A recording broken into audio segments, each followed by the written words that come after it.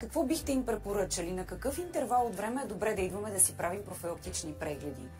Аз съм от лекарите, които така не препоръчват на 3 месеца да идвате на профилактични прегледи. По-скоро наистина всичко трябва да бъде в рамките така на една нормална мисъл.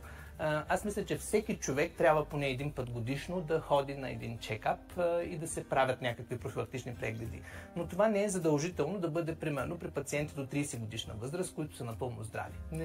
Не се налага тези пациенти всяка година да ходят на някакъв сърдечен преглед, но след 30-та година, особено след 40-та година, е препоръчително да се ходи по нея. Има ли възрастова разлика при мъжете и жените? Защото съм чувала, че при кардиологичните проблеми май там, за съжаление... Преди бяха опетнени мъжете, че обикновено мъжете боледуват от инфаркт.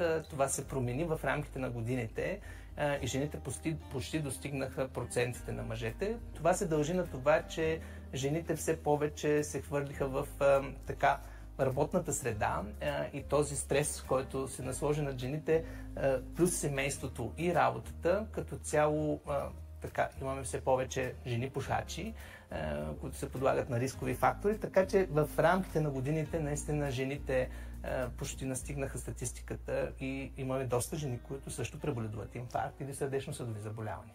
Тоест, абсолютно си остава значим фактор стресът, който е една от основните причини да се стига до... Жените по-скоро с настъпването на менопаузата се засилват нещата и наистина така след този период при жените се наблюдава една промяна изцяло на тялото и на кръвното налягане.